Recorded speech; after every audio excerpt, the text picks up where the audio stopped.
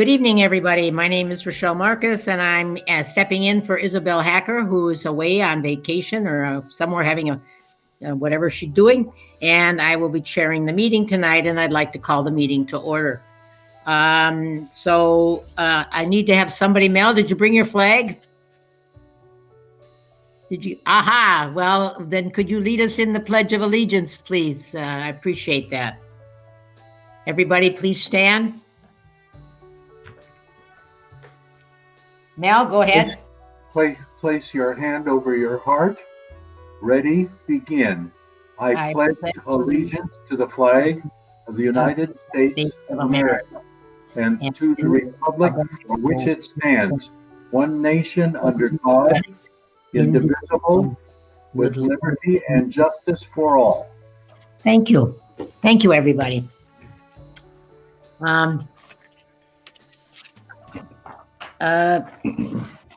So I have an open session, and this is, I'd like to have, I have a few letters to read.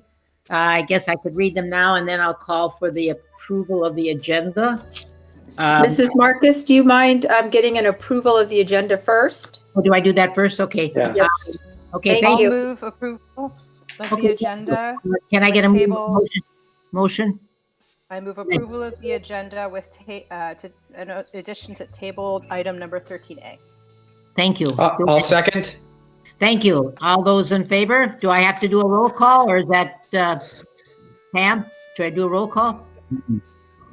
It's best on these meetings to do a roll call. Okay, I will start with Mr. Margot. Yes. Mr. Spitz. Yes. Mrs. Tristan Walker-Schuman. Yes. And Mrs. Marcus, yes. Thank you very much. Okay. Is there anything to come from the report of the closed session, Mr. Breggy? Dr. Breggy? Nope. There is no action from closed session this evening. Thank you very much. And now for the hearing period, I have received 3 letters, and I've been asked that they be read. So if you'll bear with me, they're not very long. And the first one is from a lady named Jill Goldner. She says, "Dear Beverly Hills School Board, I have 2 issues to bring up for the meeting tomorrow. If the board can address or take away and come back to me regarding the following. 1, construction has been an approved essential activity while we have been safe at home. Is there a plan for the construction to speed up due to no students on campus for 6+ months, including this summer? This seems like the perfect opportunity to get the high school to finish faster so our children are not going to school in a construction zone longer than need be. Number 2, stay-at-home online learning has not been productive for my child. Children had very little class time during the last 3 months. Should be continue virtual learning? What steps will be implemented so our students' learning and classroom experience has them learning the materials and not behind? All the classroom curriculum was not taught March, April, and May. They are missing out on an important building block to move forward. Respectfully submitted, Jill Goldner." The next one is from Marok Yashar. "Hi, with regard to the way the school will be resuming in the fall, a petition was created and circulated amongst a small group of parents and has already received 114 signatures in just 2 days. This position was to open school back like normal with regular classes, sports, and social gatherings for all Beverly Hills Unified School District schools. The petition will continue to be shared, and we are confident that a majority of parents will sign affirming our desire to have school resume in class and not via distance learning. Our kids have all become less social. Many have done poorly in virtual classes and have not learned to their grade level. With all the new changes that the WHO is making regarding how infectious the coronavirus is, and now that they have stated that asymptomatic people do not spread the disease, it would be a tragedy for our community and our children if they have to suffer the consequences of misinformation and mistakes made by health officials. Please look at this petition and return our kids to normal school. I will continue to update the board on the status of the petition, but I pray that the BHUSD board becomes the leader in Los Angeles as to what our great district is capable of and doing and returning our kids back where they belong with their teachers and peers. If liability is an issue, I'm sure all parents would be signing a waiver of liability for the school. We can all contribute to more cleaning station, but let's get them back to normal school. Sincerely yours, Dr. Yashar. And lastly, this letter from Sarah Vanek. Hi, I'm writing about the layoff of science teacher Samantha Thorenson. I would like to advocate for the district to please bring her back. She is an exceptional teacher, highly qualified, effective, devoted, creative, and caring. Please do everything to rehire her. Thank you, Sarah Vanek. And that concludes, I don't know if there are any others, but those are. Mrs. Marcus? Yes. Thank you. I just wanted to address, Ms. Goldner had a question about construction speeding up while the campuses are empty. And this has been brought up before, and I just wanted to echo the responses that our team has been consistent about, and that is construction doesn't take place on the same campus that the kids are at. It's within what we call the green fence or the green zone, and it's kind of autonomous. Taking the kids off campus doesn't affect the program pretty much one way or the other inside that green fence. So will it speed it up? Is it easier to work without worrying about kids around? Sure. But will it speed it up? Probably not much at all. So I just wanted to make sure that was out there so everybody understood. Not only that, but that it is proceeding also, and it is proceeding. It hasn't stopped. It is proceeding.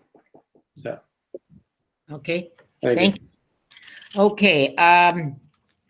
We have accommodations and recognitions now. I'd like to ask Dr. Breggy to step in and introduce. Is the BHEF here also, Dr. Breggy? Are they also part of the? They may be watching from home, but I can certainly kick it off. Okay. As you know, the Apple Awards are designed to showcase and select individuals for their excellence and service to our schools and our district, and they're given to our colleagues. This award ceremony is sponsored by our very own PTA Council and also the Beverly Hills Education Foundation. On May 28th, so just over a week ago, we had the distinct honor to virtually, for the first time, recognize our Apple Award winners. We're very fortunate to have them with us this evening so that we can each take an opportunity at the Board of Education level to recognize them. I want to thank everyone else for taking the time to be here as well as we celebrate our very own staff. So I will begin by letting you know that our very first winner is Mr. Rich Waters, who we were talking about earlier, who's an assistant principal at Beverly Vista Middle School. Rich is a graduate of El Rodeo and Beverly Hills High School, and he's a longtime teacher and administrator in the district. He is one of the most dynamic assistant principals that I know. There isn't anything that Rich can't handle. He's very personal and professional, and he has an outstanding work ethic. He is that type of person that will do anything for anyone at any time, and he's always a very big contributor to our teamwork. He's very student-centered. He really does take that opportunity to get to know students. And he just is able to relate to people on a personal level, which is one of his many great characteristics. And he also listens to others, and that's always very thoughtful when he does that. And he's always able to give really good feedback. And I know that personally and professionally after working with Rich now for almost 4 years. And I've watched him work in some pretty difficult situations, and he's impressive all the time, and he's very consistent at what he does and how he delivers the service that he provides for students and parents and staff. To the extent in which Rich has positively influenced all of us here at BHUSD, it's very difficult to put into words, which is why it was very important for me to be able to recognize him this evening. This is an award that will last a lifetime, and congratulations to you, Mr. Waters. Thank you so much, Dr. Breggy. I never get tired of you saying these really nice things about me. I will tell you that I will spend the rest of my career here living up to them. It is an honor to receive this award, and I'm truly thankful. Thank you. You're welcome. Congratulations. Well deserved. Our second award winner for this evening is Christy Schaefer, and she is our district systems administrator. And Christy has been with the district for almost 26 years. She is our Aries guru and our expert. She specializes in reporting and certification of our data, which is really critical to our operations. I'm in meetings all over LA County, and Christy's name comes up a lot because she is she's tenacious with getting all the data right and that it's presented correctly, where many people just move on and make their corrections. Christy makes sure that if we're doing something incorrect, that we know the right way to go about it, and that's why the accuracy and presentation of our certification has always been where it needs to be, which is unlike most districts in LA County. She's so well known throughout the state. I had the pleasure of actually sitting in one of her presentations that she gave at the state level through Aries and our student information system.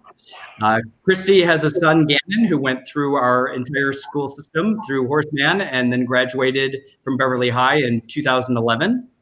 She has this unique combination. It's natural ability, which we all know that she has, training and spirit. She's one of the people that we work with that all of us across the district know her and feel fortunate to be able to work with her. I personally have worked with her in a variety of settings, whether it's reconfiguration or whether it's just working in general with where we are with even COVID-19 and getting data. She's always the person that we go to for this information, and she's always the first person to deliver it and always provides more than what we've asked for, which is always helpful. She's really bright, she's articulate, and she's a very honest communicator, which is a very piece of a characteristic to have. That's a great attribute.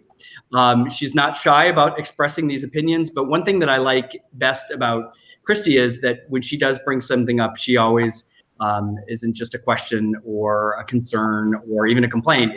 She has a resolution or has an idea to solving an issue, which is it's just a breath of fresh air. She's very conscientious, hardworking, she's well organized, and just very consistent in her work. She has integrity and she's dedicated to our school district, and she's just a valued colleague. So it's long overdue, but so fortunate to be able to present this Apple Award to Christy Schaefer. Congratulations, Christy. Thank you, Dr. Breggy. I've spent almost half my life with Beverly Hills Unified School District, and a lot of my best friends work for the school district and have retired, including Rich. So you can see why it's nice to have somebody say nice things about you and recognize your OCD in a positive way. So thank you so much. Thank you. And I will turn it over to Mr. Mead. All right, it's my turn. So I get to acknowledge 2 Apple Award winners.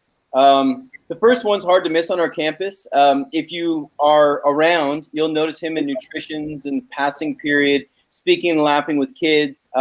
He also is helping us keep a watchful eye on our kids. You'll notice him doing lunch karaoke. He's the kind of person, if you walk by his classroom, you might find kids rapping to themes from Hamlet. He really can't be missed on our campus. He's an excellent teacher, a superb advocate for all students, and he's got a big personality that provides a lot of color to Beverly Hills High School. He's also a seasoned educator and alumnus. For years, he's been our sophomore writing proficiency exam organizer. And if you don't know what that is, it is probably our most venerable and effective department-wide common assessment. It sounds like jargon or alphabet soup, but it really is a big deal. And he's been working on it for years. He's also well known for his lesson planning. I mentioned it before. He also does mock trials, Facebook assignments, things like that. He keeps it interesting. Mr. Chang is known also for going to ASB events like karaoke, lunch war, color wars, junior senior night, etc. But this year, Mr. Chang actually took on the role of being the PBIS coordinator at the high school. He designed the PBIS wheel for staff and students. He's made sure that teachers and administrators stayed on the ball of catching people doing good and rewarding them with tickets, shout outs, and sometimes rewards. His job of branding PBIS and marketing it to staff and students almost fell entirely on him and the team that he created this year. And I want to give a side shout out to that PBIS team. They were amazing. Mr. Chang, he ran our campus beautification program, which was a lunch program, which was an alternative to other consequences where kids could really help the campus out. And actually that turned out really great because he got to spend time with those kids who maybe weren't making always great choices. And he went out his way to counsel them and to build relationships with them. So Mr. Chang stands out on our campus. We're super grateful for the work he has been doing, and especially for the PBIS work he did this year, which was a great success. Thank you, Mr. Phil Chang. Thank you, Mark. It's an honor to get this award from you and especially this group of administrators. I just quickly want to say, in Tess of the D'Urbervilles, Thomas Hardy says that beauty lay not in the thing, but in which the thing symbolized. And for me, this Apple Award symbolizes all the relationships I've built at this school, and being, having the fortune of having the leadership, of not just you guys, but of the district leadership as well. And it's been a really great pleasure serving in this district for the last 14 years. Thank you. Thank you so much, Phil. Our other award winner this year is Ms. Casey Rowley. And you probably know her. She's a unique member of our staff. She speaks at PTSA meetings. She speaks after school events. She's a leader at the Secondary Education Council. She's also a liaison between our school and other institutions of higher learning all over the world. And that's not a figure of speech. She literally travels around the world representing BHUSD to universities. She goes in person to places like Boston, Chicago, San Diego, Oregon. Oh yeah, also countries like places in Ireland, England, Scotland, Israel, Australia. Feel free to insert your sigh of envy here.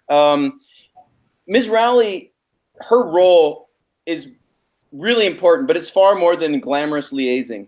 Ms. Rowley supports many parts of our college education, our college readiness curriculum like Naviance, PSAT, SAT, Coffee with Counselors, College Fair, Pennant Party, and Senior Awards. She does a ton to get kids where they want to go and to recognize them on their way there. It really is an amazing thing that she does, and she's a unifying link with our outstanding counselors, giving them the most up-to-date news about college admissions so that each of our students have the best chance to get into the school of their choice. I also want to recognize her for being amazingly rock steady in 2 really challenging years in the college acceptance world. Last year, if you remember, there was the college blues scandal, and there was a lot of consternation, and colleges changed the way they looked at applications, and there was a lot of question marks. This year, there's the distance learning thing, and in both cases, she's worked closely with the district, helping us make the right choices at a district level for kids in terms of making sure they remain competitive and that they're going to go to the places that they want to go. She's been instrumental in that.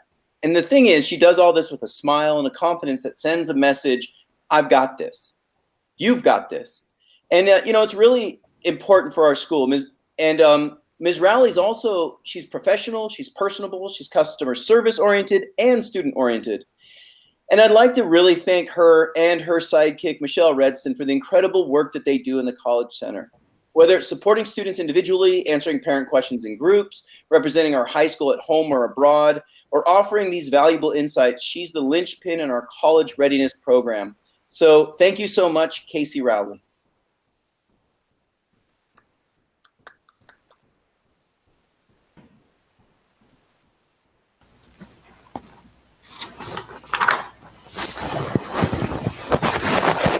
So I'm going to jump right on in then, I guess. Hello, everyone. Before I introduce our 2 Apple Award winners, I want to first of all just recognize Rich Waters. And Rich, what a pleasure it's been working with you this year. Honestly, you keep us laughing, you keep us smiling, and you keep us honest. And it's been a genuine pleasure working with you all year long. And it's been great. I'm looking forward to that continuing next year and over the summer, man. Congratulations on your award. I want to say that our first Apple Award winner from our teachers is Josh Schmidt. And there, let's see you, Josh. I got to tell you, Josh, nobody can spin a story like Josh Schmidt. And that's one of the things that I genuinely appreciate about this guy is there are so many things, but just that demeanor that he maintains as he goes through his classes and is through his day. He loves a good story, and they always have a good ending and a good purpose. And yet he can like weave that story right back into his lesson. And that's his skill. That's a gift. And so it's something I really appreciate. Another thing that I absolutely love about Josh is that he genuinely loves kids. He genuinely cares for and is concerned about kids on a day-to-day. He goes out of his way to make sure that they're successful, that his students are successful. He's actually been around our district and knows our kids really, really well. He did his student teaching at Beverly Hills High School, and he's been in the course of his career, he's been at every one of our schools, landing at BV as his final home in the district. It better be your final home. So I have to say that I'm glad that he's landed with us. One of the things that he did this year is he started opening his advisory period up and making it an actual opportunity for intervention for all of his math kids. So he started sending out to all of the teachers invitations to his students that needed additional support to come into his advisory, coordinating with other teachers to make that happen and supporting them in math. Josh also takes care of kids in other ways. Just today, here we were taking 8th grade pictures, and Josh is squirting kids with hand sanitizer and handing out cupcakes as they're walking out the door in the auditorium today. And for every single kid, there was a comment, there was a joke, there was that personal connection that we've come to expect from him. And that's amazing that you have that, Josh, and you enjoy that with the kids.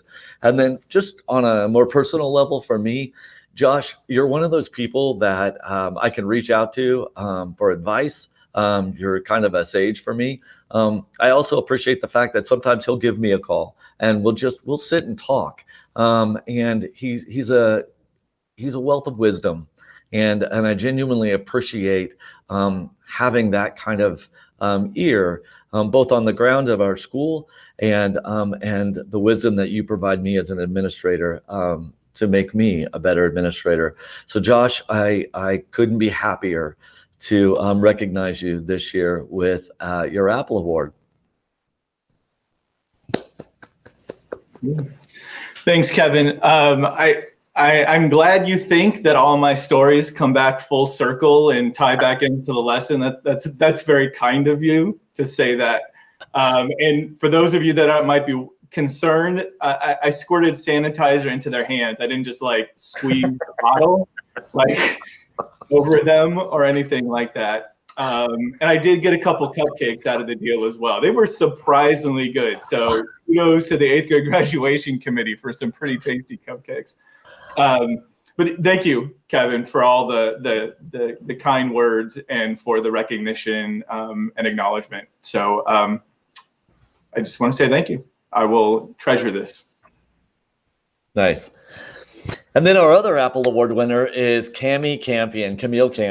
And I have known Camille now. This is our 6th year together, Camille.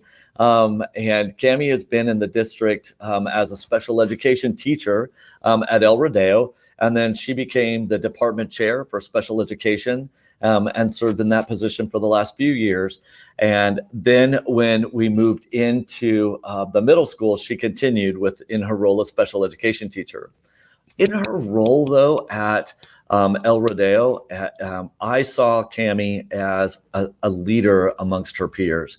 And she was instrumental in workshops and developing and implementing workshops on differentiation and strategies, how to take a goal, writing a goal and turn it into a learning target. Because one of the things we know about special education teachers is they write goals. They write goals that can be assessed, and teaching our staff how to do that in the form of a learning target was really great. She also led a lot of workshops on Google Suite, Google Forms, assessments, formative assessments, and summative assessments. She was a very active member on the technology committee, and she is kind of a technology guru. She's a go-to person for how to implement technology in the classroom. And then once we got over to Beverly Vista Middle School, here we have 4 schools and their very unique special education departments.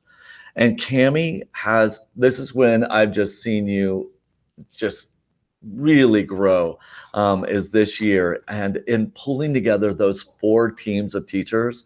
And really, Cammie, I've watched you form a little family, and that special ed team is tight. It is a really tight team. And that is in a big way due to your leadership on that team. And I am so proud of you and what you have done to take care of kids, because you never lose sight of what's best for kids in the midst of all of that. And so that's something quite special. And then I want to say that about Cammie, one of the things that people may not know is she's one of those people that kind of flies under the radar. She's one of those really strong forces, but she's not always in front of the spotlight. But I want you to know, Cammie, that you have not gone unseen, and that you are seen, and you have been seen for a long time. And the contributions you make to the lives of kids and to the lives of the staff that you serve have gone seen. And we appreciate you. And it's just such a pleasure to recognize you for this award. Wow, thank you so much, Kevin. I feel so honored. I feel so humbled to be among these colleagues of mine. And thank you for the leadership. Laura Chitham, thank you so much for leading our department and bringing our schools together. And I feel so fortunate to be here today and to be seen, and to, like I said in my quote, my goal is to, to make my students feel seen and to make students feel heard and make sure they're loved at the end of the day. So thank you for getting the opportunity to be here. Absolutely.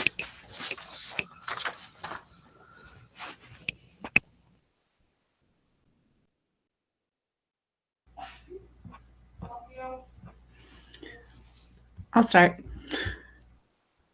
It's an honor for me to present the next award to the Hawthorne 2020 Apple recipient, Kate Greenleaf. I can't see you and read at the same time. Kate is deeply invested in BHUSD. She's been working as a special education teacher both at Beverly Vista and at Hawthorne since fall of 2000. Her husband Andrews joined the district in 2002, and they're proud parents to Hawthorne graduate Charlie and current BVMS student Henry. Kate is an amazing teacher working tirelessly to meet the individual needs of her students. She sets appropriate goals for her students, leads her team to ensure those goals are achieved. She sees her students for who they are. She speaks to them with respect while still holding them accountable for their work and for their behavior. Kate is often responsible for helping parents through their very first experience with an IEP meeting.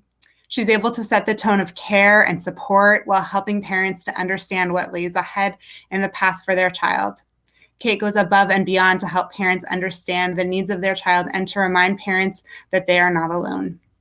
The Hawthorne staff is able to count on Kate's sound perspective in difficult conversations. Kevin Painter and I are thankful for her putting students' well-being first in every situation. Kate, you are an example of the type of teacher we all strive to be. Congratulations. Thank you so much, Sarah. I appreciate those very kind words. I'm just, I'm truly honored to have received this award. I'm so grateful for what I do. I love what I do. I work with an amazing group of compassionate, dedicated, passionate staff, and thank you. I just really appreciate this recognition. Thank you.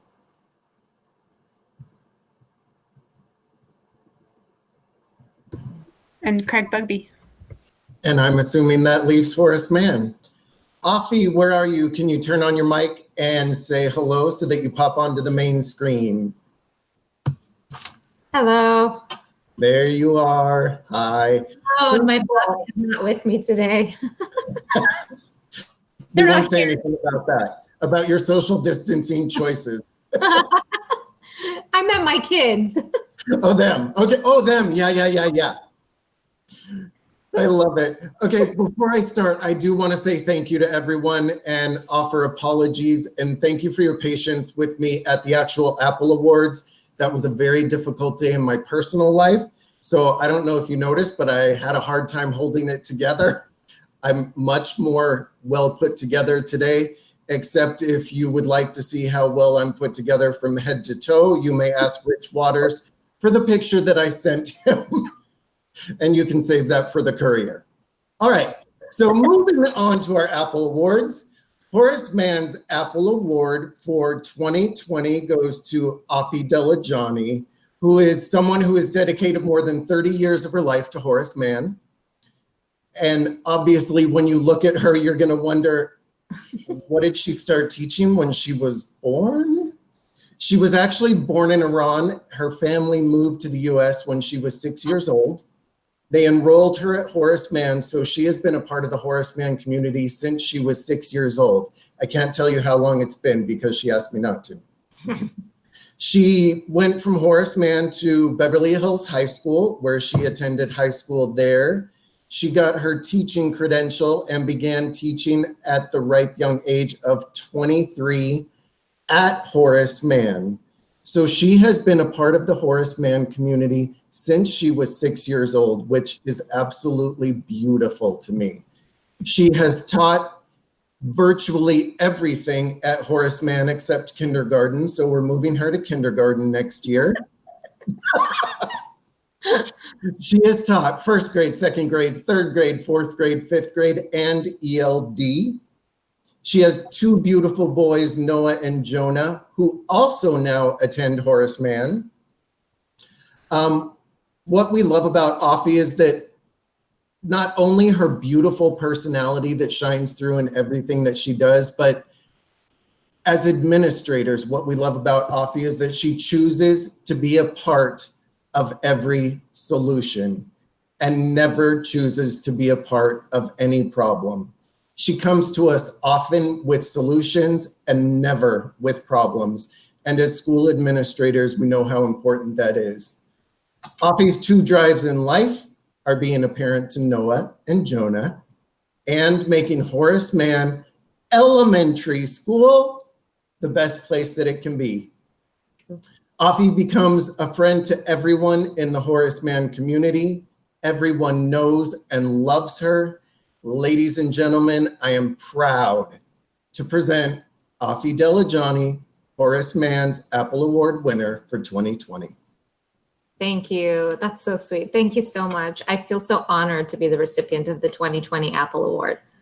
As Craig said, the HM community is all that I've known my whole life. I am who I am because of the teachers that I was blessed to have in my time as a student in BHUSD. When I returned to teach here, I was so grateful to work with so many of those same teachers as my colleagues and my mentors. I'm so grateful for my colleagues who have shaped me into the teacher that I am today, and grateful for my students, past and present, who teach me every day just as much as I teach them. I feel honored to be a part of the HM community where my children now will gain from this amazing home away from home. Thank you to all my colleagues and my administration for believing in me, sometimes more than I believe in myself, and pushing me to be my best and to give back to this amazing community that I get to be a part of for the rest of my career. Thank you so much. We're going to be there for a long time together. I'm going to be there a very long time, very long. We calculated, it's very long. It'll be a total of 60 years at Horace Mann by the time I leave. I love it. I can't wait. I won't be there that long. So there you have it. Acting President Mrs. Marcus and Board of Education, we bring you our 2020 Apple Award winners. I'm trying to unmute myself and I can't get it to click off.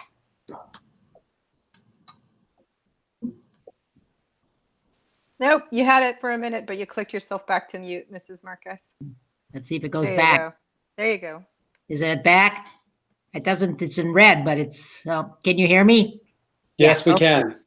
All right, I just want to just quickly add my congratulations to the Apple winners. I know some of you personally, very personally, and some of you I've just really gotten to know tonight because of the presentations that were made that shared with me a little bit about you, and I'm looking forward to getting to meeting you. So again, thank you for all you do for our schools. You are marvelous, and you make us what we are, and thank you very much, and congratulations, the 2020 Apple Award winners. We love you. Thank you. And with that, I get to go on. So we have a staff presentation or two. So I would like to call on Mrs. Marcus, I'm sorry to interrupt. Does the board get to say anything to the winners? Oh, I'm so sorry. I just got carried away. Go ahead. That's okay. I'm digging it, by the way. I'm digging the speed here. I'm loving it. I want to congratulate all the winners. I've got to see some of them really in action this year a lot, and it's a pleasure. When most people, you don't go into teaching and thinking one day I'm going to win an Apple Award. You know, you go into acting and think maybe I'm going to win an Oscar, but you don't go into teaching thinking about an award you might win. So it really, truly still is the most noble profession, and I appreciate all of you for what you add to this district. Thank you. Mr. Spitz, have you something you'd like to say? Yes, I want to echo Mr. Margot's comments. What happens in this district that's important happens in the classroom and in the administrators' offices, you folks are the cream of the crop. Couldn't be more proud of you. Also, I'd like to say that I don't know how many Apple Award ceremonies I've attended over the years, but this one, which was virtual last week and virtual today, I think have been the best, the very best award ceremonies. I'm not sure why that is, but there's a special feeling about doing it this way. When we can see each other, we can see each other's faces, and it's really fantastic. But congratulations to all of you. Thank you. Thank you. Tristan Walker-Struman, please. I'm hoping you're not intending that the rest of our meetings always in perpetuity will be virtual, Mr. Spitz. But I agree with you. It was quite wonderful this time. To all the Apple Award winners, you guys are what make us amazing every single day as a district. You make our students have this incredibly warm, wonderful environment. You create it with your colleagues. And we can't say enough about how much we appreciate you. Some of you I know personally, others I don't. I've only heard wonderful things about, but I just wanted to thank you for all of your service, for what you do for our kids and in service to this community. You really are incredibly special, and we're grateful to have you. Thank you. And I've already spoken. And I'm sure that if Mrs. Hacker was here, she would join in echoing the comments of all of our board members in congratulating all of you. So on behalf of Mrs. Hacker, I congratulate all of you and thank you for the amazing job that you do, that you're going to do, and you're going to make us the best again, raising us right up to the top of the cream of the crop. So thank you very much. And I think we can go on now with the meeting, correct? We have a staff presentation. I'm going to call on Mr. Wade Roach, who's going to tell us a little bit about what's happening in the budget. Yes, Trustee Marcus, members of the board, I have just a quick update for you this evening. We had our board budget study session last week, and we've got another one planned in the near future. So just a couple of updates. I'm going to share a presentation with the board. Hold on.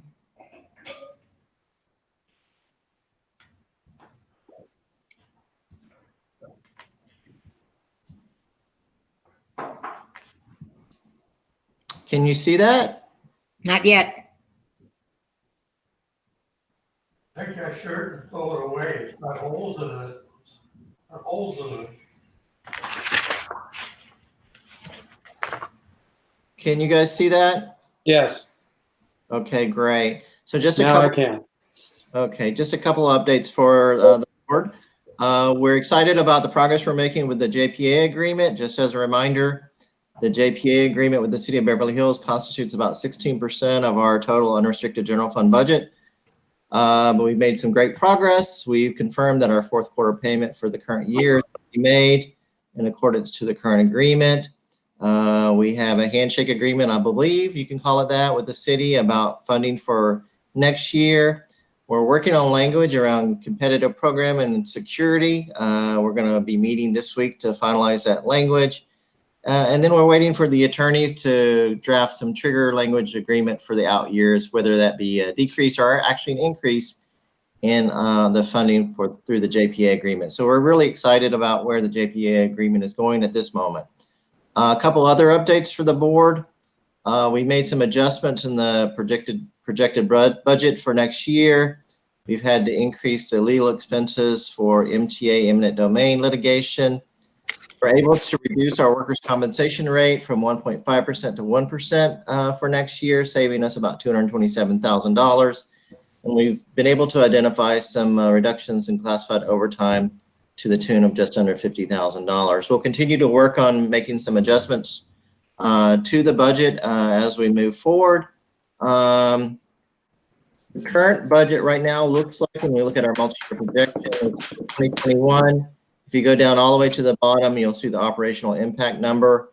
Last week, it was about 1 million, just over 1 million.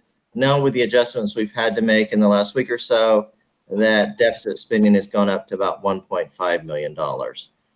Just wanted to bring that to the board's attention, and we'll be talking about this a lot in our next budget study session. One additional note is that we've been talking a little bit about our OPEB liability. We brought this topic to the Finance Committee this past week, and they had a lot of we had a good discussion about the OPEB liability. They asked for some additional information. We provided an updated OPEB liability actuarial report to the committee and to the board under separate cover.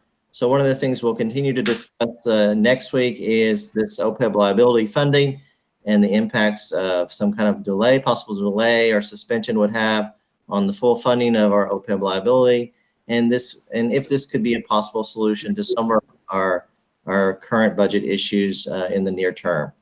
So that's all I have for the board right now. Of course, we have our budget study session on the 16th, and we'll spend a lot of time at that meeting discussing the budget prior to adoption on the 23rd. Thank you very much, Mr. Wade. Let me go around the horn and see if any of our board members have any comments. Noah, I'll start with you, please. Thank you, Mrs. Marcus. Wade, will the Finance Committee have a chance to actually opine on the OPEB prior to our next budget study session? They've been given the report. I believe that their next meeting is not until towards the end of June. So we may not get together until the end of June, unfortunately. Will we have to have a decision made on that at the next study session? I think that we can adopt a budget without a decision on OPEB. Okay. As I mentioned earlier to the board, we're probably going to come back in July and August and do some major revisions to the budget based on the state's budget and things become clearer. So we don't necessarily have to have a final decision on OPEB by the end of June. Okay, thanks, Wade. I think it's important. This is kind of what the Finance Committee exists for, is to opine on a realm like this. So I think before the board made any major moves regarding this, I would like them to offer their opinion about it. Thank you. Mr. Spitz. I have no questions or comments. Thank you. Thank you. Ms. Tristan Walker-Schuman. I do have one question and I have one suggestion. I think that the Finance Committee was very concerned and wanting to keep tabs on this. So I would suggest that perhaps we ask if they are ready to reconvene given the new information and give us an opinion before we meet on the, 16th, 19th, the next meeting that we have scheduled. I think they'd like to weigh in on that. My question is there anything captured in here that reflects any increased cost to respond to the pandemic going forward with our budget in the fall? Is there any way to capture increased expenses for the supplies or any of the other associated, concerns? I know that it's all kind of happening in real time, but I think, better for us to be, to take the precaution and assume they're going to be increased expenses than not be prepared. Yes. So what we've done at this point is built in both the revenue and the expenses in the out year in 2021. So we right now believe we're going to get about $450,000 worth of funding to address some of our expenses, and we've just built in that exact number of revenue and expenses so it balances out. Once we know better what our program structure is going to look like, we should be able to get a better sense of what it's actually going to cost us to implement. And Mrs. Walker-Schuman, during my report, you're going to see, I'm going to kind of loop back because, we really do, you brought up a great point. I mean, we have to look at making a decision. This is a very tough time to be in public education. And for Wade, we're back at the district office and I'm watching him work so hard because the assumptions are being thrown from so many different areas. And what we need to start doing after our next study session is really starting to lay down some decisions so that we can start to focus in on, what that will cost and the additional, equipment that we're going to need with scheduling. And so I think it's a great point, and it's kind of that next step for us. And I'll circle back in my report to let you know the hard work that we've been doing, and then kind of a timeline so that we can start to work with Wade to get these expenses captured and into the budget. Terrific. Thank you. Okay, I don't have any questions on this particular topic. So I guess we'll now move on to the technology update with David D'Amico. David, are you with me? I am right here. Oh, welcome. Thank you. Good evening, everyone. And I'm here this evening to just give you an update on where we are with technology. I told you I would do this after a study session in February, and so I'm going to share my screen with you here and see if I can get.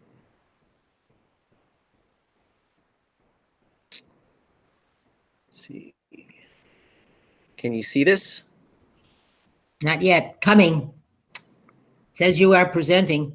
Got it. Okay, okay, great. No.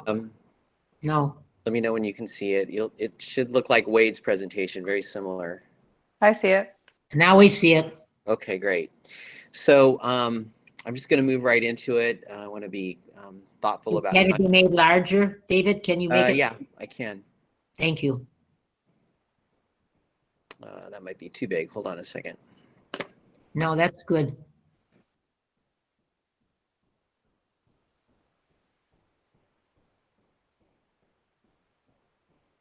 So let me go here, and can everyone see that? Yes, fine. Okay, so I just want to cover 4 areas this evening. I want to just give you an update on what I'm proposing as an organizational chart moving forward. Our draft goals, which will land in the strategic plan with specific initiatives and objectives, or specific objectives and an action plan. The IT projects that we've proposed for the district and school sites, and then just a high-level overview of budgets in 3 areas: the operational budgets, the staffing budgets, and the project budgets. So first, the organizational chart. And I just want to say that we had a previous organizational chart, had some strengths, and it had some challenges or weaknesses. The strengths, as you know, were that we had a coaching model for tech integration, which I think has really set us up for being able to adapt to the distance learning more quickly than maybe other school districts might have done. And it also made sure that teachers have the support they need as we move from home learning 1.0 to 2.0. Tech support dedicated to schools' needs, change management was part of the model, good collaboration between the instructional coaches and the IT and tech staff, and strong goals and initiatives, which I shared with you in that study session. Some of the weaknesses or challenges, what the budgets and resources were not always aligned to the staffing.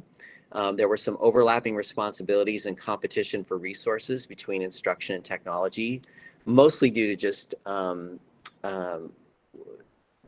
needing to kind of make sure that everyone knew who was responsible for what.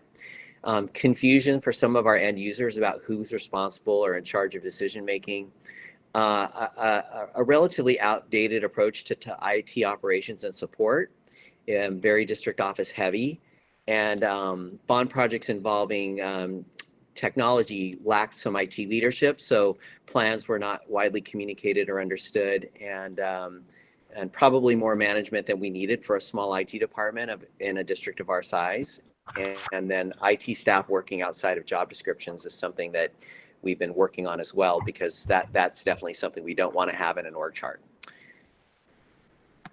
So this really sort of summarizes that, but just essentially what's new. We have the IT personnel and budgets under a proposed executive director of technology services and support. The coaches would move to the ed tech budgets under the assistant superintendent of instruction and the principals, and a dotted line between the technology services and educational services to ensure that we have, what we need in the way of good collaboration, but more clarity about who's doing what. And then the shift of those coaches to building position control. So the budgets and the responsibilities for the supervision of the coaches would come to the principals. We'll better organize IT so that we can support site and home learning, district personnel and services support to departments, and dedicated network and infrastructure support and maintenance, so that we're sure that we can keep our network in good shape, and that we don't get in a situation where our equipment is out of date, our patches are not supported, or we can't patch because the operating systems are too old and we're vulnerable to outside attack. And then dedicated CalPads and data reporting and student information system administration, which is very important, as you know. And then with the new org chart, we would gain better position control. The goal would be to phase out the 2 first tech consultancy contracts and to post for 2 positions, to align the personnel and positions to resources and areas of need, and to align and to have an agile department so that we can make sure that we can respond to the uncertainty of the times while keeping consistency in the main areas that IT needs to be supporting: communication, security, collaboration, and data-informed decision-making. Sorry, let me go down. So the proposed org chart is pretty simple. We're not that big, so this sort of is a picture of what I just said. And the numbers near each of those, so if you look at under ed services, clerical 2, that means there are 2 people reporting to the assistant sup of ed services. We have 4 principals, and we have 5 I4 coaches, 2 at the high school, 1 at the middle school, 1 at Hawthorne, and 1 at Horace Mann. And then we have 1 network administrator, 1 system administrator, and then 6 technology specialists who are, one's assigned to the district office for support of the district office and departments, and the rest are assigned to the schools. And then there's a functional org chart, which just sort of shows what the duties and responsibilities are. So there were management roles before in the org chart below the executive director on the technology side, and all of those management responsibilities would come to the executive director of technology services and support. And then the network administrator's primary responsibilities are listed there. Systems administrator responsibilities are listed there. And then the technology specialist support responsibilities or kind of key functions within the job are listed there. So just so you understand functionally what's attached to each of these job descriptions. And then the coach's responsibilities, as you see on the left, are under that I4 coach TOSA heading. So I've proposed some goals, and in the board study session, I shared with you that I wanted to, sorry, I'm on a PowerPoint, I mean on a PDF. I developed a model just to say that we want to surround the instructional goals of the district around students knowing where they are in their learning, where they're going, and what they need to succeed. We want to be able to make sure that teachers can implement high impact practices, and we want to be able to capture the effect size of that with data and other tools that we're using, whether it be assessments or other things. And that's all instructional, but technology has a really important role in that. Some of it teachers are very aware of, and some of it principals and teachers maybe are less aware of, but all very important. So the goals are developed with that in mind. And so the goals are to implement standards of practice for consistent service and support to all schools and departments, to build capacity and knowledge around agile practices in order to support learning at school and at home, to review and update current IT job descriptions to reflect modern IT operational needs and business requirements, to implement an iterative framework for district technology, aligning with this new strategic plan, and to implement a systems approach to technology practices with a focus on fiscal planning and project roadmaps. So I've proposed these projects for the 2021 school year, and I want to note, I'm gonna call the note out first to say that these items reflect the planning that we've been doing all year long. The addition of distance learning and some of the uncertainties about what will happen as a result of COVID-19 may cause us to reprioritize, but we're in a good position with these projects to ensure that we can, from a technology perspective, support learning wherever people need to be learning and wherever teachers need to be working. And that's, I want to make sure I emphasize that. So there's the Network Operations Center refresh, which you've already approved. Some upgrades to high school labs and some of the things that high schools need to support learning beyond just the one-to-one. School libraries need some love with regard to technology and equipment. We're at a point where we need to refresh devices for students at the middle school. The VSonics we talked about last week, and I have a slide at the end of this that provides some clarifying information for all of you because I thought it would be helpful around some of the questions you asked at the last meeting. The Beverly Vista fiber upgrade, which is on the board agenda for this evening.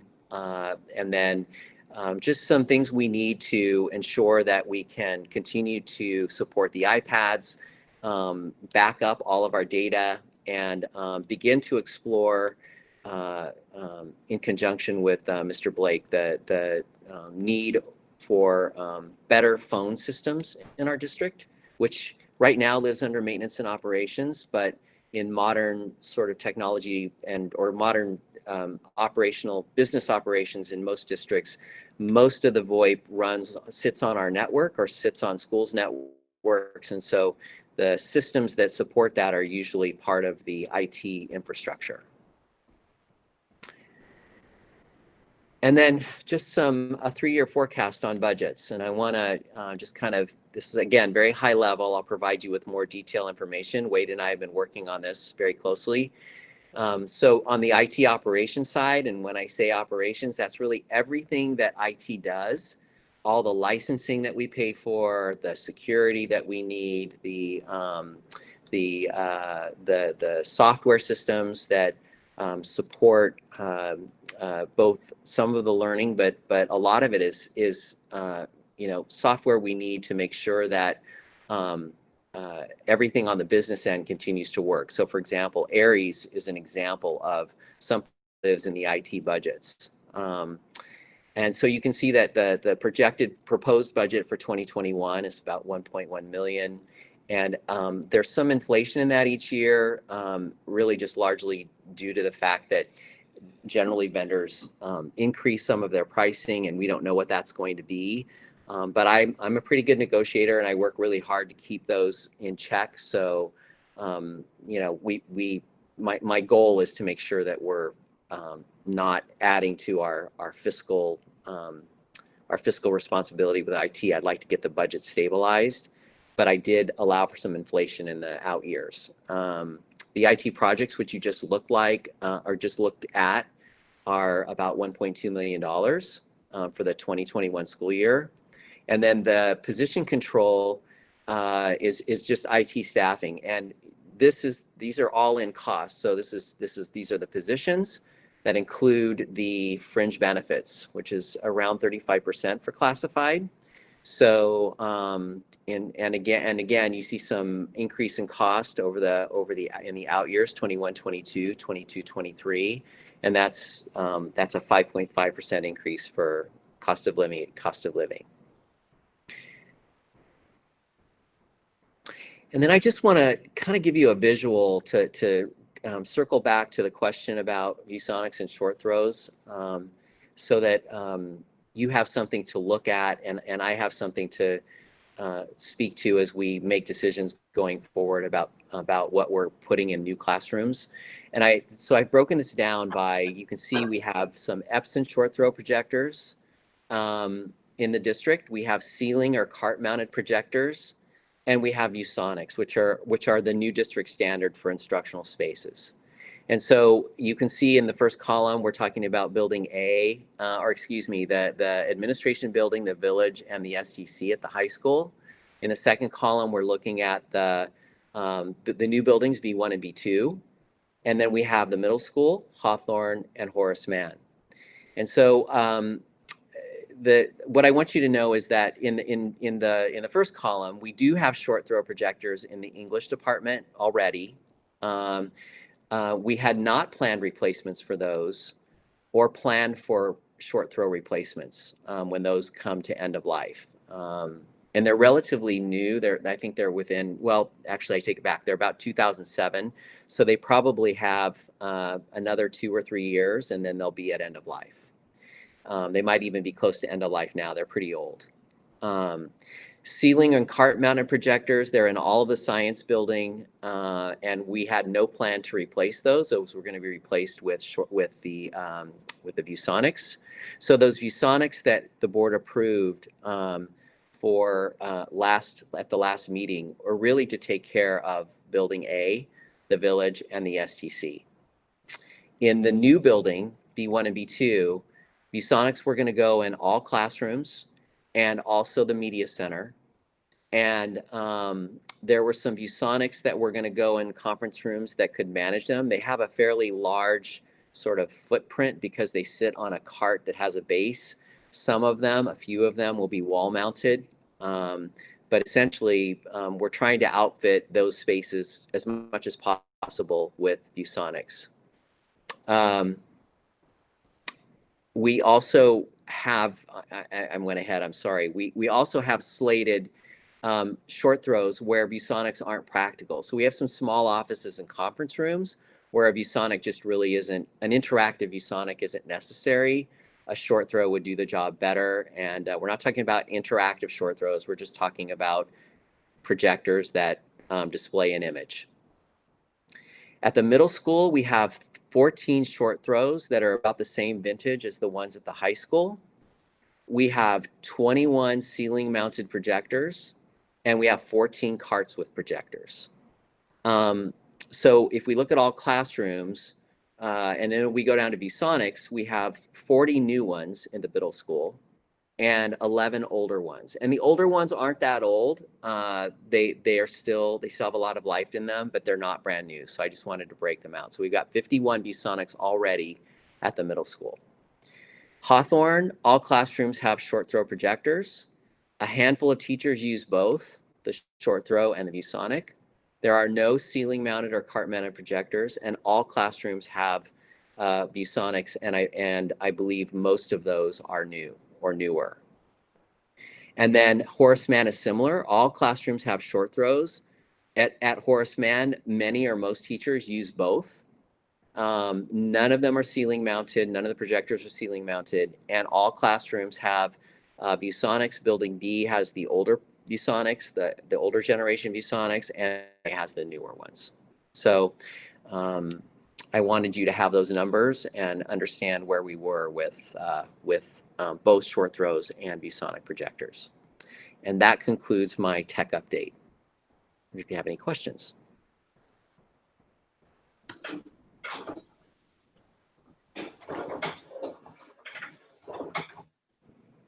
Can I start? Sure. Okay.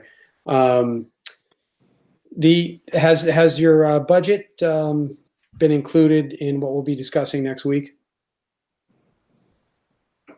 Or are these new numbers, the 3-year list? Yeah, that. I have gone over the 2021 budgets with Wade and Angeli. They have these numbers, the same numbers that I'm sharing with you, and the IT project budgets have been shared with Don Blake's staff. So and the position control is part of the IT operate. So the first one, IT operations and staffing position control, I've reviewed with Wade and Angeli.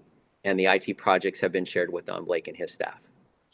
Okay, so first of all, I should have started. Thank you for the presentation, David. This is information that we have been thirsty for, and I really appreciate the work you've done in reorganizing the department to fit our needs better. Obviously, as technology changes, we can't keep trying to shove things into an old model. So I really appreciate this. Wade, I'm just going to kick it quickly to you to try to get the rest of the answer to this question. What about the outlying years, 21, 22, and 22, 23? Are they in our projected? Yes, they are in our multi-year project. So the only thing that wouldn't be are those IT projects in the outlying years, right? Okay, terrific. Thank you. I'm good. Thank you. Thank you very much. Mr. Spitz. Yes, Mr. D'Amico, it's been a great pleasure for me to see you come aboard and wrap your hands around this operation, reorganize it, and I'm sure that it's taken a lot of creativity, but my guess is you're having some fun with it. I actually am. Thank you for guessing. I am having fun. That's something that I can kind of tell. And, I'm not a technology person, so you lose me very quickly, except when you talk about organization and when you talk about goals. I'm with you, and I understand them. I understand you. And for the first time since I've been on the board these past 5 years, I've got great confidence in the integrity of the department, and it's thanks to you. So I really appreciate it. Thank you. Thank you very much. Ms. Tristan Walker-Schuman. David, thank you so much. I really appreciate the presentation. It was incredibly thorough. I'm really happy to hear that the numbers are already reflected for the most part in the budget. I know you touched on it a little bit. I just wanted to know, because we've had a couple conversations about this. Was there a survey that went out to the teachers to ask them which they use more, the VSonic versus the short throw, before determining what should go where or where the refreshes should be? Not yet, and I'll tell you, I in all honesty, there was so much going on in the last 2 weeks of school. I was reluctant to throw a survey at them, but it's on my next to-do list for them to get that feedback and that input. I wanted to make sure I had a clear understanding first of what we had and where. Mm-hmm. I have anecdotal information from the techs and from the coaches and some of the teachers who've talked to me, but I need to get a survey out to everyone. Okay, so I know that there was a time for Horace Mann when it was coming online as a new building with new classrooms and new technology, that there were things ordered because we believed they were top of the line and wanted the best of everything to be available. And the teachers got them and didn't like these very high tech podium things, and it was It was not a great use of money. So I really want to make sure that we avoid that happening. That said, I know that the teachers they don't always stay in the classrooms that they're assigned, and sometimes they move to different schools. So it can't just be by whatever the teacher's choice is. It has to suit the actual curriculum and age level and everything else. But I just wanted to make sure that we were getting feedback before proceeding on procurement. Thank you. But thank you for the presentation. It's terrific. Thank you. I guess it's my turn. Miss Acker's not here. I, first of all, want to tell you thank you for this very very good explanation of where we are, where we're going, and how we can get there. In terms of my concern is, well, it's not a concern. It's always that what will be there today won't be there tomorrow. In other words, things are changing so quickly that sometimes we have things that today they're good and the next day they're outdated.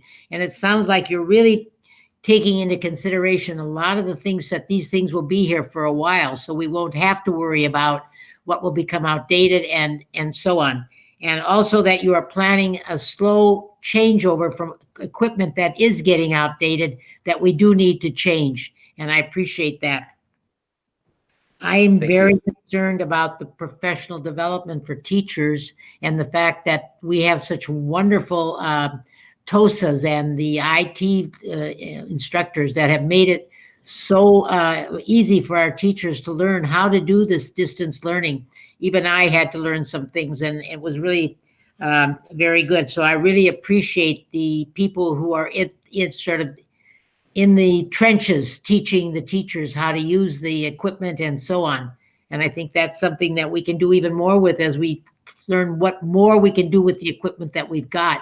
Sometimes we don't even know the possibilities that are there, and that would be helpful with the professional development.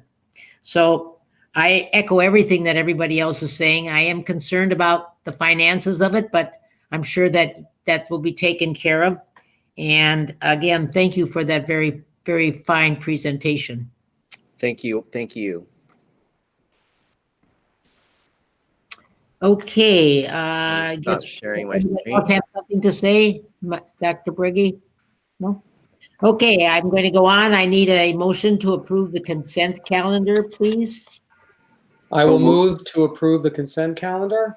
And do I have a second? I'll second. Thank you very much. Approved and seconded by Mr. Margot and Mrs. Walker-Schuman. Call for the roll call. Mr. Margot. Oh, wait. Is there anybody that wants to pull anything first? I am going to ask that we discuss number 10F. I'm going to pull 10F. So again, we'll have to have a. Okay, so let me amend my motion then. Thank you. To approve the consent calendar minus item 10F. Mrs. Walker. I'll amend my second as well. Thank you very much. Okay, call for the question. Mr. Margot. Yes. Mr. Spitz. Yes. Ms. Walker-Schuman. Yes. And myself, I'm a yes. Okay, can I have a motion to? Yeah, I'll make a motion to approve item 10F, the engagement of council letter. I'll second. Okay, Dr. Briggy, you want to explain that? Yes. So we're thankful that some people had brought to our attention that in the agreement letter that it was mentioned New York law, and this firm also has offices in Los Angeles as well, and so it was just an oversight on the state. But we did make the change just so that there weren't any issues.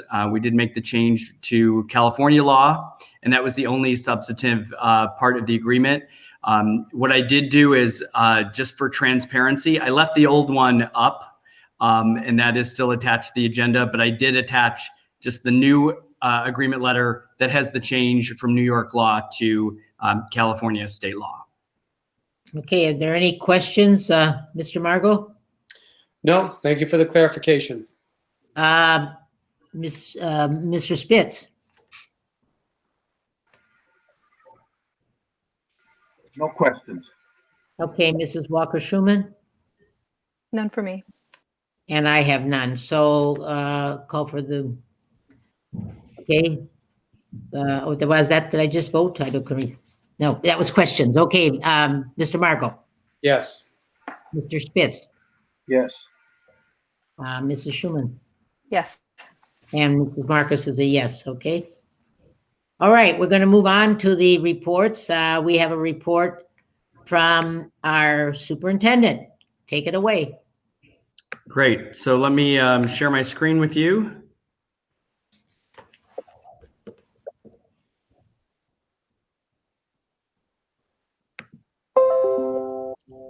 And as you can see, just by some of the reports already today, that we are just inundated from every area, from the state with our funding and our finances, and also just with what's happening with technology. Everything is relevant to kind of the plan where we're going. So tonight, I just want to give you a brief overview on our current conditions.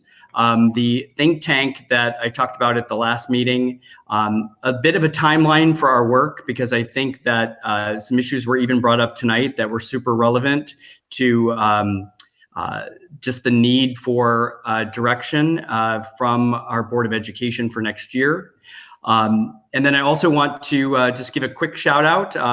We're missing Thomas Recupero already, but I've been in contact with our student board member that will be replacing him, and his name is Yanni Kashanian. And so I'll be meeting with him next week, and he's very excited to join us. And so you will see him at our next meeting. So I'm very excited about his addition as a student board member. So I want to start off by letting you know that one of the biggest challenges we have, it's something that's consistent if you've been staying in touch with what's happening, just the decisions that are being made, whether they're from from public health, LACO, just the Department of Education in the state of California, all of the decisions that are being made right now are just their assumptions, and it's very much aligned to what Ms. Roach was talking about with some of the budget assumptions. It's some of the decisions that are being made right now are because of the information that is available to us at this time. So that's our biggest challenge, and it will continue to do so, be a challenge for us, as we move forward. So I just want to recognize the fact that we have that in front of us, and we're not alone. Of course, every other school district in the country and just around the world are trying to make these decisions and make the right ones. So I'm going to talk to you a little bit about the LACO framework that was released. A lot of these things were just released within the last 2 weeks. The California Department of Education, they have reopening guidelines, and also just public health and CDC, they have their own guidelines. So as you can see, and I know a lot of the board members have spent just hours pouring through this material, and I appreciate all the questions and comments. I know that the board is really taking a deep dive into a lot of these guidelines and guidebooks. There's thousands of pages of information. So we're all trying to take that and just unpack it and come up with the best plan moving forward. As I mentioned before, the framework is it's very simple. These are areas that we as a school district are responsible for every single day, and we always have been, in the areas of instruction, safety, community engagement, operations, and just social emotional support. Some of the guiding principles that you'll see, there's thankfully, they're pretty well aligned and comprehensive. So you will see that in all of these guidebooks that are coming out, that instruction is the most important thing. And I don't want to be misquoted here, because of course safety is obviously the most important thing. But I do want to point out to you that the instructional piece in maintaining the continuity, especially after going through the last almost 3 months, this is a priority for us, and I know it's a priority for families, and I know for sure it's a priority of our Board of Education. In keeping kids safe, and making sure that we have access to materials is important for all of our students, and just the overall communication that we're having, because there are over 900 school districts in the state of California, and we're all really left to the local control of coming up with our own decisions. And so what you're seeing now is that some school districts are kind of jumping out in front with a plan, and for good reason, which I'll explain in just a minute. But you're going to start to see now differences based on different communities and different school districts. And of course, the flexibility behind the needs of what we need for our school districts during this time of, finance assumptions that are coming from the state with, potential shortfalls in certain areas is something that we also have to keep in mind as well. So the California Department of Education, they just released just this week, just yesterday, they went over, they have a guidebook that's called Stronger Together. And this is a very broad scope. If you've looked through this document, and it's very comprehensive, they will come right out and they'll tell you that there's no one size fits all. It's actually categorized and organized nicely with things that we should consider and some of the essential questions. So it's a really good checklist for us. So I like it because, there's so much that's moving and happening right now that it's really a good opportunity for a check and balance. And so I'm really liking that format that they've presented here. Going back to what I just was talking about with instruction, it does provide, again, the priority on planning for more than one instructional model. And so every school district that I'm in touch with, and I'm in touch with at least 20 different school districts in Southern California, that it's the hybrid approach. And let me tell you that this adaptable philosophy is what is needed, because things are going to change over time, and things are going to get better, and things are going to improve. And so we have to be careful in our decision making because we can't box ourselves out. We can't, in other words, create a system where we're just making a decision based on what's happening now. I don't know any school district that is using that as a kind of their North Star. We have to plan for the future and for opening up our schools with our students present and in classes. So a lot of this guidebook from the Department of Education is very much aligned, thank goodness, with the CDC, and there's great resources. And I believe that the Board of Education has this, but this is a public document for everyone to look at. So this is really the critical area. While I was talking about before that there are the guidelines and guidebooks and considerations and suggestions, it's the Department of Health that really is coming down with the do's and don'ts. And of course, the first and one that you've seen consistently for months is the physical distancing. And so what we're being told to plan for, and that is for even fall. So this is a bit of information that they're saying that the public health department believes will be in place when schools reopen. And so physical distancing, and I know that it's an overused term, but it's something that we have to plan for August. And so the 6 feet distancing, and this is what makes it tough for us, is to be expected in August in our classrooms, in our hallways, at recess time, and because lunchrooms typically have a large group of students congregating together and sitting very closely together, that we're looking at how we can deliver lunch differently, perhaps in classrooms. So that's a very important piece that I want you to keep in mind. And the difference between LACO's framework, the California Department, the Education Department, they've got great guidelines, but these are the things that we are going to be held to, that we have to follow. So these are the things that we need to figure out, incorporating all of these things within our plan.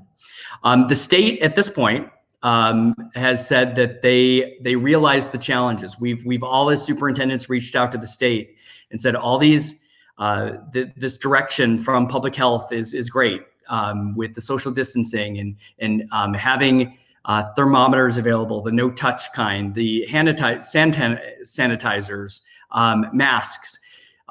We've expressed to them that these are huge items as we've talked about the budget. It's coming at a timely time. And it's something that we've said to the state that, if you're going to direct these things, which are good practice for not spreading this virus and having our numbers go up, that we need some help. And so as of now, the state has committed to helping us purchase these items. So that's a good sign for right now. We'll see where we are at another time, but we are holding them to their commitment, and we are starting to plan around these things that the state will provide us, including face shields for some staff members, the N95 masks for our health professionals in our schools, and then also we brought to their attention that there needs to be some intensified cleaning schedules and perhaps products, and that's above and beyond what we would normally have, and so that we're going to need some assistance there as well. So the options committee, and with Mr. Seaman's leadership, he has been meeting with this team, and we really look forward to meeting with you at the study session, where we will have more of an appropriate environment to share some of the information that we have. But I don't want to underestimate where we are with our planning right now. If you look at the screen, again, there's extremes. So we have our face-to-face, which is students in class, face-to-face instruction with teachers. And then we have on the other extreme, it's virtual learning, all virtual, not in school.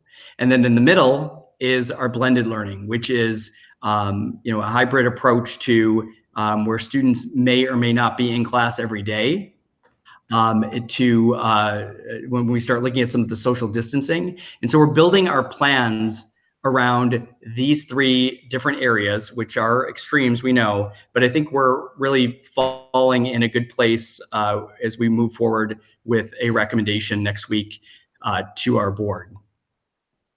So one thing that I did ask or did share with the board is that there are some areas that are outside our expertise. I feel fortunate that we have an excellent group of teachers and administrators who are experts in the fields of teaching and learning. And so I feel like that's a very robust group that has hundreds of years of seniority if you combine them. And these are our experts. And these are, when we talked about in the Apple Awards, we talked about people that, don't present problems and complaints and concerns, but they are solution driven.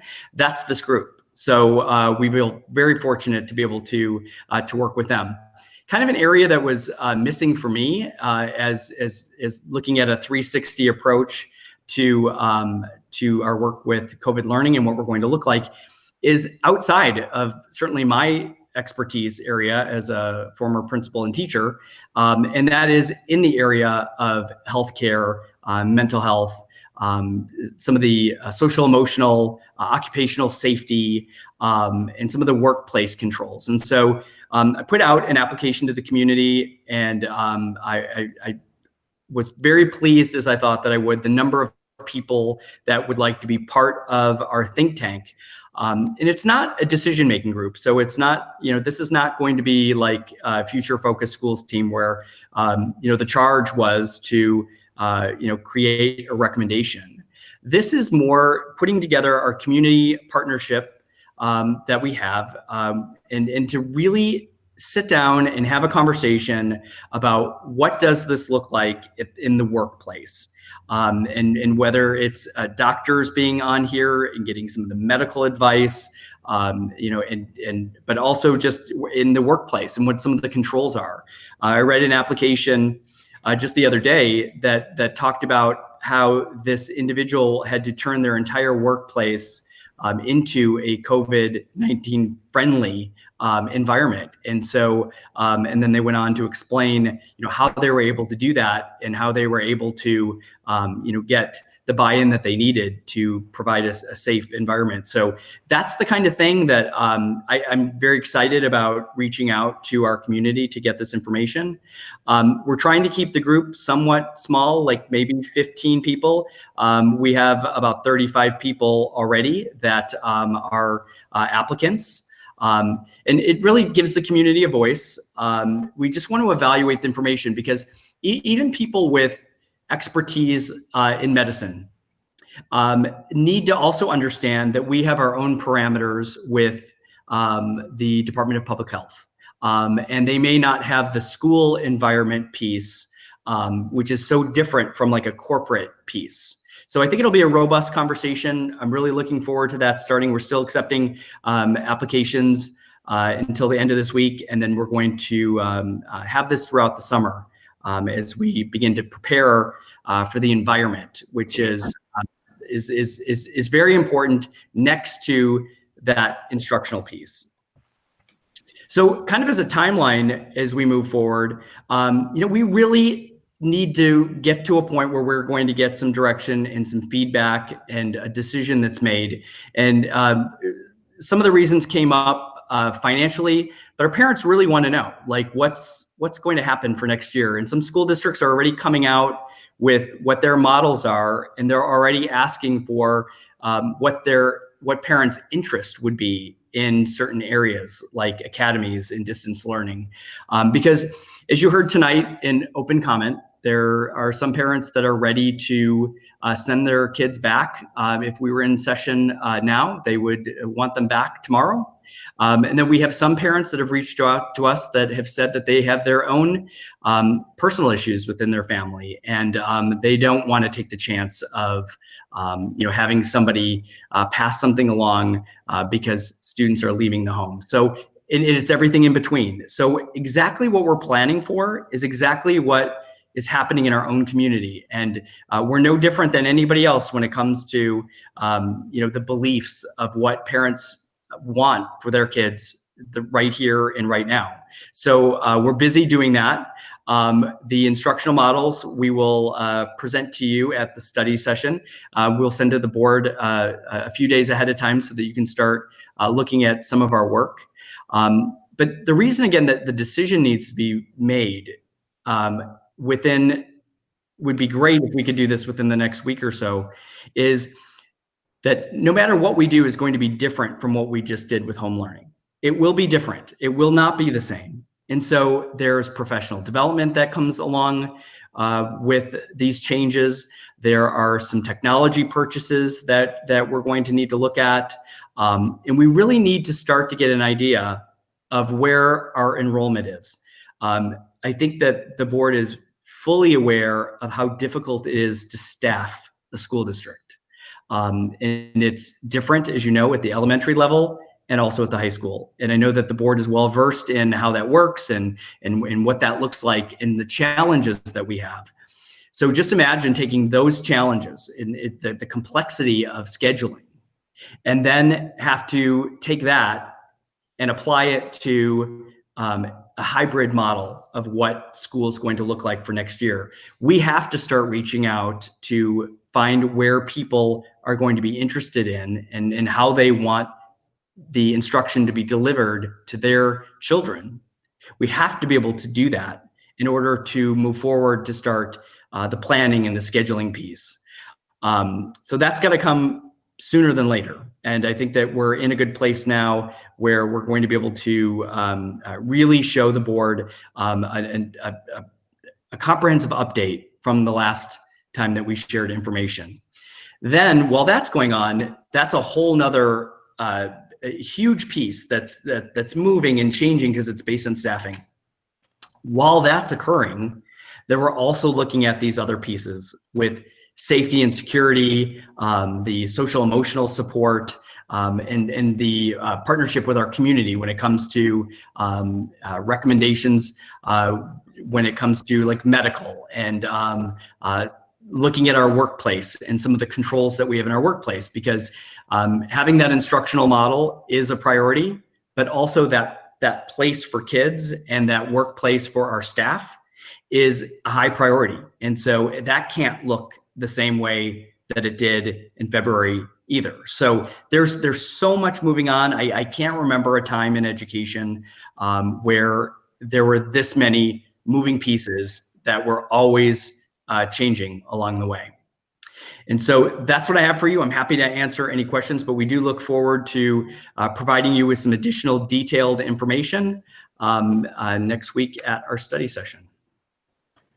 Thank you very much, Dr. Breggy. Let's start going around the horn. Mr. Margot.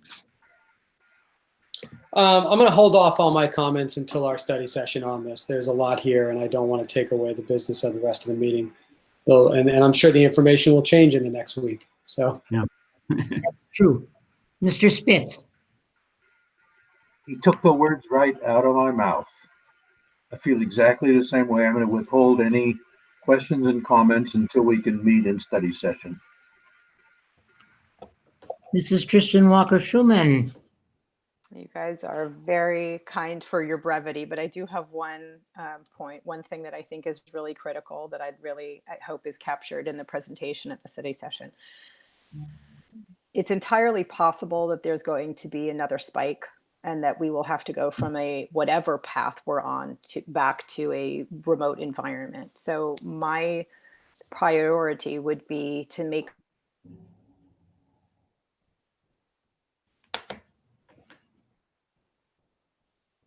Mrs. Schuman, did you lose us? Or you? Hello?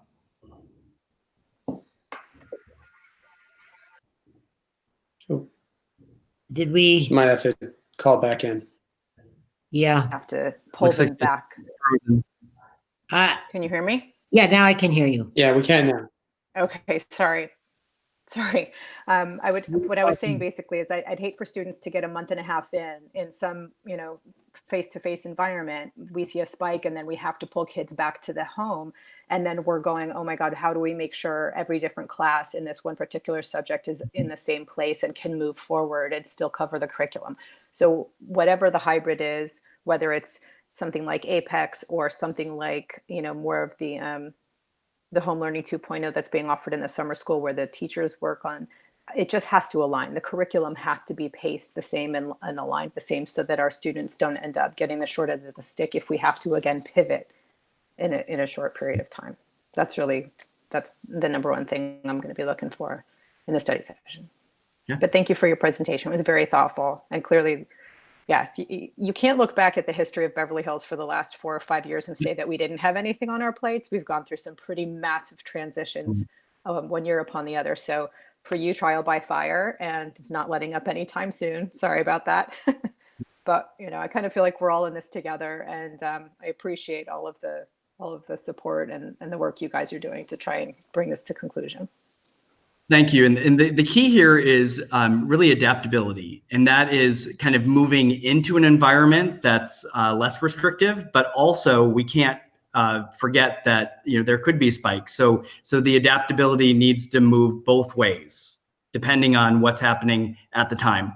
And I think the biggest lesson from this is really being prepared for the future, because I think that nobody could have predicted where we are today, but we do need to have a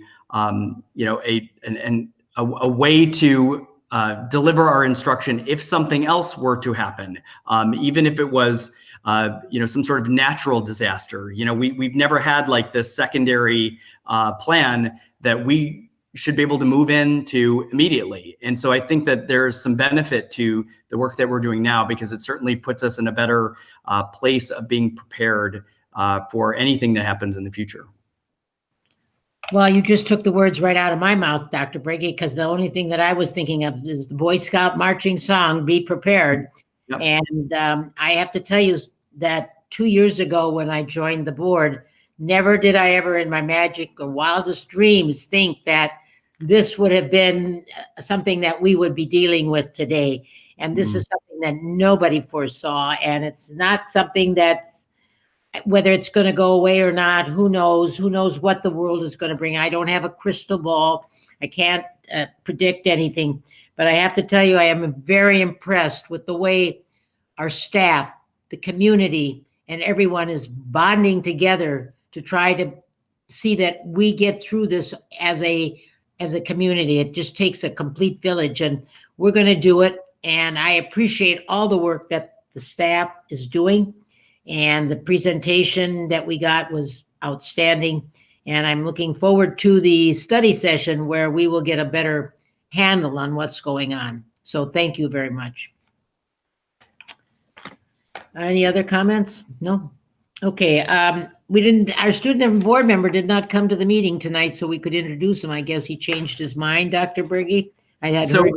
I had a conversation with him earlier, and so even though Mr. Recupero did kind of an overview for him, it was a bit early for him to jump in. So he took a quick respite and will join us at our next meeting. Okay, thank you very much. Okay, so we're going to move on to the topic of human resources. Item 12A, do I have a motion for the approval? I move approval of agreement for employment of Executive Director of Technology Services and Support. And I have a second? I'll second. Thank you very much. Dr. Briggy, do you want to discuss this a little bit, or Sure. You go Sure. back? So this is an employment agreement for Mr. D'Amico. If that's where it is on the agenda, I kind of lost my screen. He's up here on the top, but I don't know if my screen is the same as yours. And he is not here right now. Oh, there he is. There he is. There he is. So as you can see by the presentation that Mr. D'Amico gave today, the impact that he has had in our school district in the last 7 months, and he came at such a point of turmoil with our Schoology debacle. I'll just be transparent, and the way that he was able to come in during a time of stress and change and people not being was remarkable.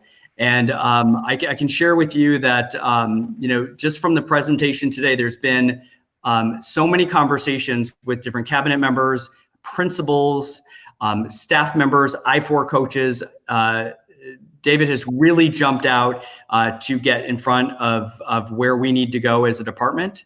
And he has been just so visible and being part of construction to our strategic plan. I mean, the breadth of what he's done in a short amount of time is why a recommendation is being made for his contract, because he's been an outstanding part of our team. And as we're reorganizing for the future, we believe that he is somebody that we need in this spot at this time, and I'm excited to make this recommendation to the board. Any comments from members of the board? Mr. Margot? I'll say something. Nope, just looking forward to the vote. Okay. I do want to make one point, that when he joined us, we were told that we would only have him on loan for a very short period of time. So it actually pleases me quite significantly that we're going to be able to hold on to you a bit longer, Mr. D'Amico. He must like working here. I hope to. Okay. I do. Thank you. That can't be it. Thank you. Mr. Margot. Mr. Margot? Yes. Mr. Spitz? Yes. Mrs. Walker-Schuman? Yes. And I'm a yes. So it's approved 4-0. Moving forward. Congratulations. Welcome to the team. And thank you for agreeing to help us out for a couple more years. We appreciate it. Item number 2, move for the approval of a COVID-19 MOU instructional assistance. Do I have a second to the motion? I'll second. Thank you. So are you moving it, Mrs. Marcus? Did you make the motion? Yeah, I moved it. Yes. I moved the motion. Okay, thank you. Mm-hmm. I can do that, I think. Mm-hmm. You can. Thank you. Okay. Any discussion? No. Call question, Mr. Margot? Yes. Mr. Spitz? Yes. Mrs. Walker-Schuman? Yes. Mrs. Marcus? Yes. 4-0 to approve the COVID-19 MOU for instructional assistance. I think the next one, we don't have anything under business and finance, as I recall. Correct. We tabled that one. Mm-hmm. So moving on to planning and facilities, do I have a motion for the first 14A? Sure. I'll make a motion for the approval of the agreement with Vector Resources for Beverly Vista fiber backbone replacement. I'll second. Thank you. Any discussion? Seeing there is none, Mr. Margot, Yes. Mr. Spitz, Yes. Mrs. Walker-Schuman, Yes. and Mrs. Marcus, yes. 4-0. I will move for the award of bid number 19-20-009 for the Beverly Hills High School Building A refurbishment rebid. I'll second. Thank I'll you. second. Okay, we had 2 seconds. Mrs. Schuman was first. Any discussion on this particular item? Just a quick question. I'm not sure if I'm directing it to Don or Sierra. What is the, do we still have a time frame on the first half of this project to be completed before August 17th? Yes, that would be the, essentially the floors and the hallways. We are prepared to bid out the, it depends on what's going to happen when kids come back and timeframes for the rest of the classrooms. So we have enough time to bid, procure, and have that portion. We felt it would be better to bid it out at that point in time rather than add it as an addendum to this proposal. Okay. Thank you. Anybody else? No. Call for the question. Mr. Margot. Yes. Mr. Spitz. Yes. Mrs. Walker-Schuman. Yes. I'm a yes, so 4-0. Do I have a motion? I'll move. 14C. Yes.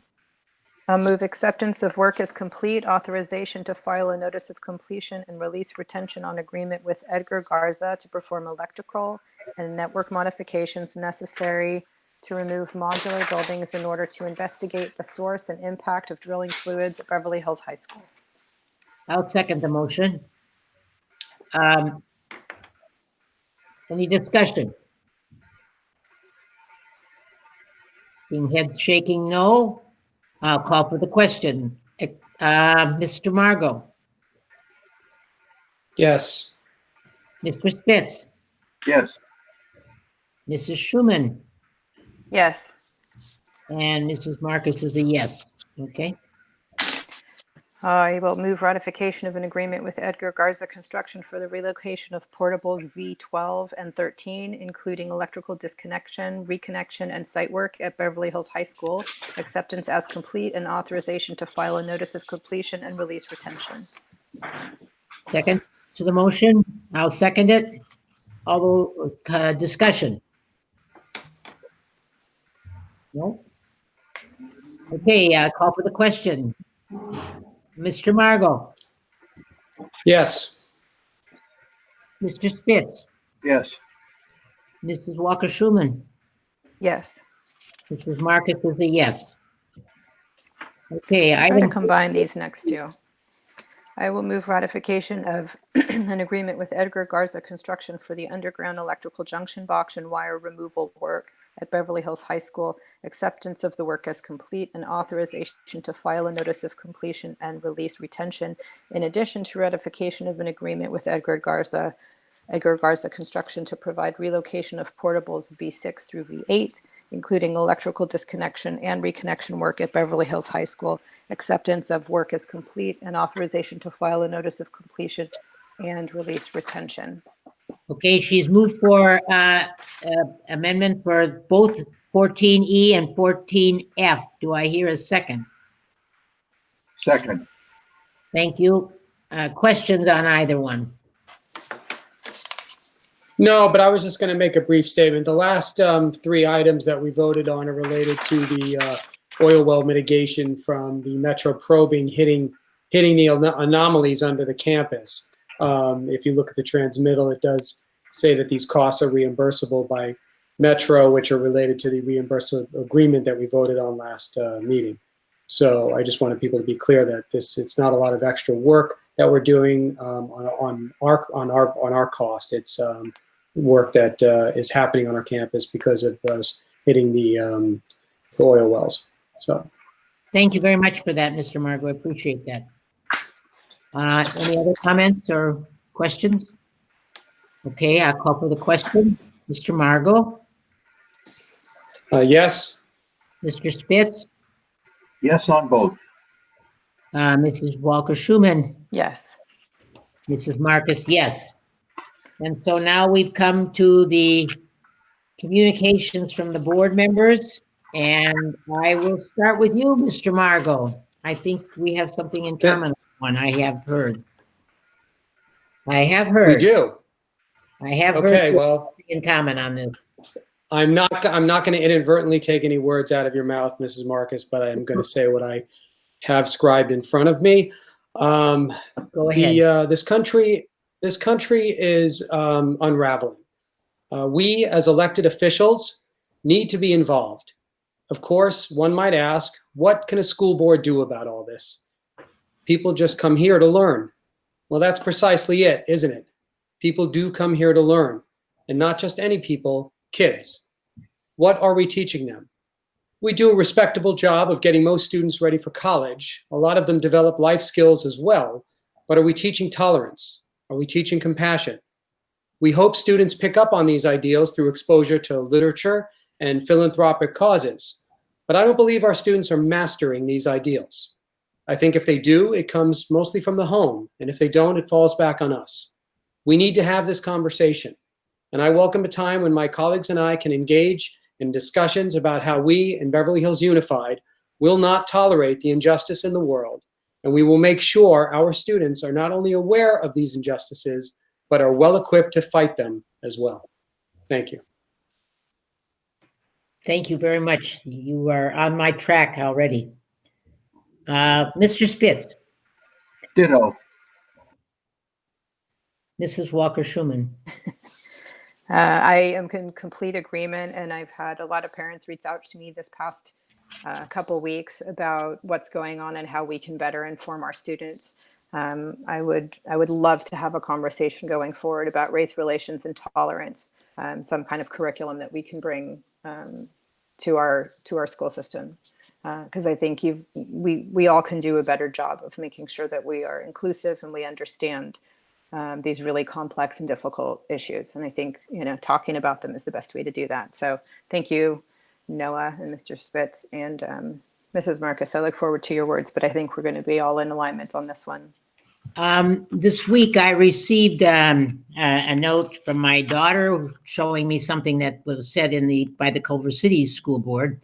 And in addition to that, there was some thought about how are we dealing with our students and what are we teaching them? And this is where the thoughts started to go through my head about how can we incorporate social justice, racism, and so on into the curriculum and so on. So it was beginning to stir comments in me about where we're missing the boat or what we can do to improve what our students can learn. And I think that that's something that we as a board needs to have a discussion about. And I look forward to those discussions because I think it's something that we are missing.